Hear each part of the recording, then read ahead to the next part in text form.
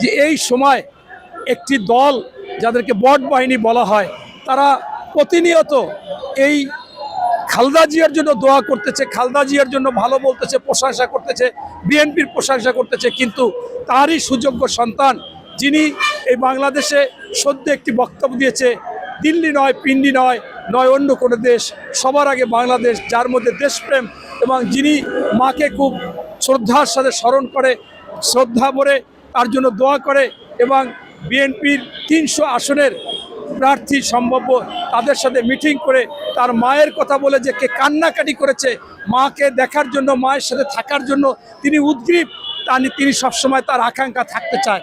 কিন্তু তার ফেসবুক স্ট্যাটাসে স্পষ্ট করেছেন যে আমি আজকে মায়ের কাছে থাকতে চাই, সবাই চায়, আমি একটা মাত্র সন্তান। সেই মুহূর্তে আজকে আমি নিজে কোনো সিদ্ধান্ত নিয়ে বাংলাদেশে আসতে পারতেছি না।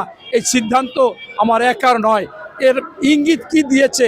এর ইঙ্গিত দিয়েছে বাংলাদেশের সফল প্রধানমন্ত্রী, সফল রাষ্ট্রনায়ক তারেক রহমান, তাদেরই সুযোগ্য সন্তান, এবং তাকে হয়তোবা বেগম খালেদা জিয়াই তার মাই বলেছে যে তুমি এই সমস্যাগুলো ফেস না করা পর্যন্ত বা অবসর না হওয়া পর্যন্ত তুমি দেশে যেতে পারো না বা আসবে না।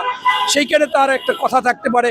পাশাপাশি আপনারা ইতিমধ্যে দেখেছেন যে বিভিন্ন জনের সাংবাদিকরা টকশোতে এসে বলতেছে যে এ বাংলাদেশে তার জন্য একটা বিপজ্জনক, এবং এই তারেক রহমান গত বছর 5ই আগস্টের পরে আমাদের সাথে যতগুলো মিটিং করেছে ততগুলো মিটিংয়ে বলেছে যে এখন একটা অদৃশ্য শক্তি বাংলাদেশকে অস্থির করতে চায়, বাংলাদেশকে তারা এই 71 সালে যেমন বিরোধিতা করেছে অনেকে, সেই রকম একটা করতে চায়, এরকম বলছে, কারো নাম বলেনি।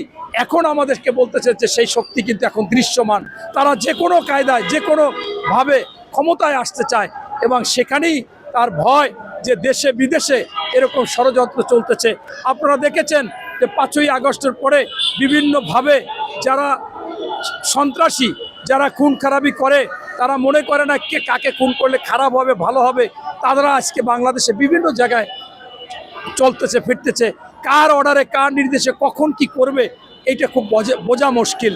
আপনারা সদ্য দেখেছেন যে গতকালকে খুলনা আদালতে 2 জনকে গুলি করেছে, একজন সাথে সাথে মৃত্যুবরণ করেছেন, এবং আপনারা আরও একটা দেখেছেন যে সেই পাবনাতে আপনার একটা জামাতের মিছিল থেকে পিস্তল উঁচিয়ে গুলি করতেছে। পরবর্তীতে আপনারা সাংবাদিকরা বলেছেন এই জামাতের কর্মী।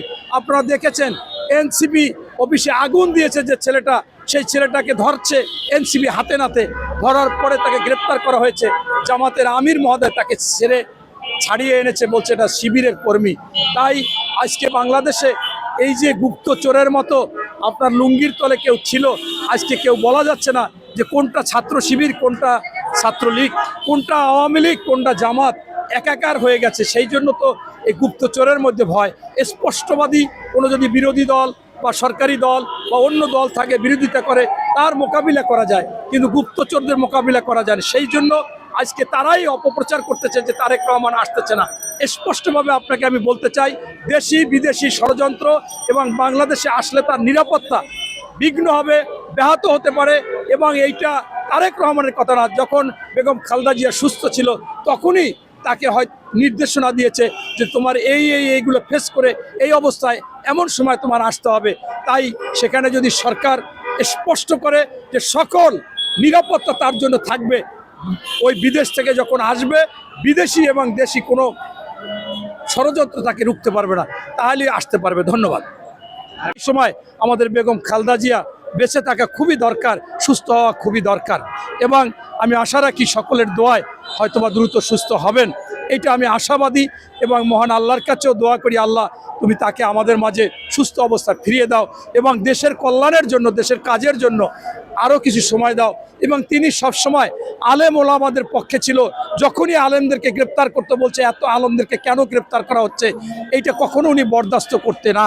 এবং সেই জন্য মহান আল্লাহ তাআলার কাছে বলবো যে তিনি সত্যিকার অর্থেই একজন ইসলামকে ধারণ করেন, এবং ইসলাম যাতে বাংলাদেশে আরও বেশি প্রচার হয়, ইসলাম কায়েম হয়, সেটার জন্য উনি সবসময় বদ্ধপরিকর।